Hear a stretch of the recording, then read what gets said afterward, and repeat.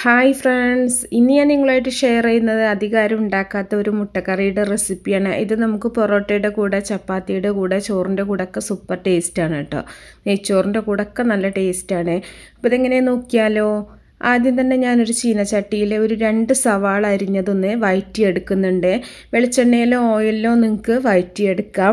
ഒരുപാട് അങ്ങോട്ട് ബ്രൗൺ കളറാക്കേണ്ട ആവശ്യമൊന്നുമില്ല. ചെറുതായിട്ടൊന്ന് വഴറ്റിയിട്ട് ഒന്ന് കോരി മാറ്റുകയാണ് ചെയ്യുന്നത്. അപ്പോൾ ഇത്രയും മതി. ഈ ഒരു സമയത്ത് നമുക്കിത് ചട്ടിയിൽ നിന്ന് കോരി മാറ്റാം. അപ്പോൾ ഒരുപാട് അങ്ങോട്ട് മൂപ്പിച്ചെടുക്കേണ്ട ആവശ്യമൊന്നുമില്ല കേട്ടോ. കുറഞ്ഞ സമയം ഒന്ന് വഴറ്റിയെടുത്താൽ മാത്രം മതി.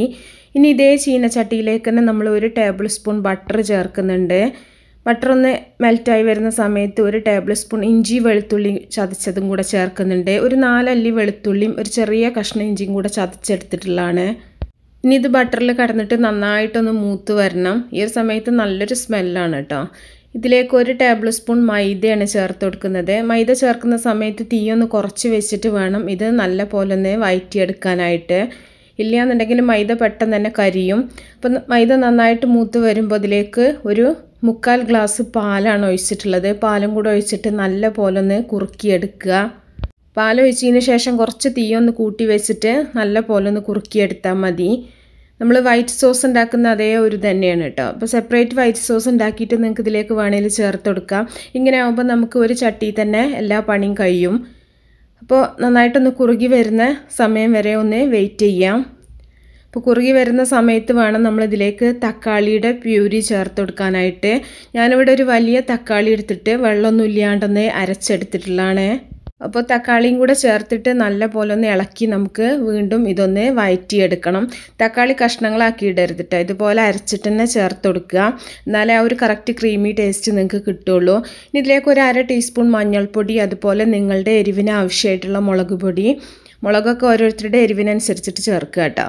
ഇനി ഇതിലേക്ക് 1 ടീസ്പൂൺ മല്ലിപ്പൊടിയും കൂടെ ചേർക്കാം. മല്ലിപ്പൊടി സാധാരണ കറി പോലെ ഒരുപാട് ചേർക്കരുത്. അപ്പോൾ 1 ടീസ്പൂൺ മാത്രം മല്ലിപ്പൊടിയും കൂടെ ചേർത്തിട്ടുണ്ട്. എന്നിട്ട് നല്ല പോലെ ഒന്ന് വഴറ്റിയെടുക്കുക. മസാലയുടെ പച്ചച്ചുവ മാറുന്ന വരെ ഒന്ന് വഴറ്റിയെടുക്കണം. അപ്പോൾ ഇത് നല്ല ക്രീമി ടേസ്റ്റിലുള്ള നല്ലൊരു കറിയാണ് കേട്ടോ. അപ്പോൾ കുറഞ്ഞ അളവിൽ തന്നെ ചെയ്താലും നമുക്ക് നല്ല കൂടുതൽ ക്വാണ്ടിറ്റിയിൽ കിട്ടും. ഇനി നേരത്തെ വഴറ്റി വെച്ചിട്ടുള്ള ഉള്ളി, അതുപോലെ തന്നെ ഒരു 4 പച്ചമുളക് അരിഞ്ഞതും കൂടെ ചേർത്ത് കൊടുത്തിട്ടുണ്ട്. പച്ചമുളകൊക്കെ ഓരോരുത്തരുടെ എരിവിനനുസരിച്ചിട്ട് കൂട്ടിയും കുറച്ചിട്ടൊക്കെ എടുക്കുക കേട്ടോ. ഇനി ഇതിലേക്ക് ആവശ്യത്തിനുള്ള ഉപ്പും കൂടെ നമുക്ക് ചേർത്ത് കൊടുക്കാം. എന്നിട്ട് നല്ലപോലെ ഇളക്കി ഒന്ന് വഴറ്റിയെടുക്കുക. നല്ല കട്ടിയായിട്ടാണ്. ഇപ്പോൾ ഈ ഒരു രീതിയിൽ വേണമെന്നുണ്ടെങ്കിൽ നിങ്ങൾക്ക് ഈ ഒരു രീതിയിൽ എടുക്കാം. ഞാനിതിലേക്ക് ഒരു 1/2 ഗ്ലാസ് വെള്ളം കൂടെ ചേർക്കുന്നുണ്ട്. വെള്ളം കൂടെ ചേർത്തിട്ട് നന്നായിട്ട് വീണ്ടും ഒന്ന് തിളപ്പിച്ചെടുക്കുകയാണ് ചെയ്യുന്നത്. അപ്പോൾ നല്ല ക്രീമി ആയിട്ടാണ് ഉണ്ടാവുക കേട്ടോ. നല്ല ക്രീമി ടേസ്റ്റുമാണ് ബട്ടറൊക്കെ ചേർത്ത് കാരണം തന്നെ. ഇനി ഇതിലേക്ക് കുറച്ച് കുരുമുളക് ചേർക്കുന്നുണ്ട്. കുരുമുളകൊക്കെ നിങ്ങൾക്ക് കൂടുതൽ വേണമെന്നുണ്ടെങ്കിൽ കൂടുതൽ ചേർക്കാം. ഇനി ഇതിലേക്ക് ഒരു നുള്ള് ഗരം മസാലയും കൂടെ ചേർത്ത് കൊടുക്കുന്നുണ്ട്. ഗരം മസാല കൂടി പോകണ്ട, വളരെ കുറച്ച് ചേർത്താൽ മതി. അപ്പോൾ നല്ലൊരു കുറുമയുടെ ഒരു ടേസ്റ്റ് കിട്ടാൻ വേണ്ടിയിട്ടാണ്. എന്നിട്ട് നല്ല പോലെ ഇളക്കി മിക്സ് ചെയ്യുക. ഇനി ഇതിലേക്ക് നമ്മൾ പുഴുങ്ങി തൊലി കളഞ്ഞു വെച്ചിട്ടുള്ള കോഴിമുട്ടയാണ് ഇട്ട് കൊടുക്കുന്നത്. എത്ര കോഴിമുട്ടയാണ് നിങ്ങൾ ഉദ്ദേശിച്ചിട്ടുള്ളത് അത്രയും ഇട്ട് കൊടുക്കുക. ഞാനിവിടെ 4 കോഴിമുട്ട ഇട്ട് കൊടുത്തിട്ടുണ്ട്. ഇനി കുറച്ച് മല്ലിയില അരിഞ്ഞതും കൂടെ ചേർക്കുന്നുണ്ട്. ഇനി നിങ്ങൾക്ക് ഉള്ളി വഴറ്റിയെടുത്ത സമയത്ത് കറിവേപ്പില ഉണ്ടെങ്കിൽ കറിവേപ്പിലയും കൂടെ ആ സമയത്ത് വഴറ്റിയെടുക്കുക കേട്ടോ. അപ്പോൾ ഞാൻ കറിവേപ്പില ഇല്ലാത്ത കാരണമാണ് ചേർക്കാത്തത്. അപ്പോൾ നമ്മുടെ നല്ല ടേസ്റ്റി ആയിട്ടുള്ള മുട്ടക്കറി ഇവിടെ റെഡി ആയിട്ടുണ്ട്. അപ്പോൾ എല്ലാവരും ഒന്ന് ഉണ്ടാക്കി നോക്കുക. നല്ല ടേസ്റ്റ്, വെറൈറ്റി ആയിട്ടുള്ളൊരു ടേസ്റ്റ് തന്നെയാണ്. ഇഷ്ടപ്പെട്ടാൽ ലൈക്ക് ചെയ്യുക, ഷെയർ ചെയ്യുക.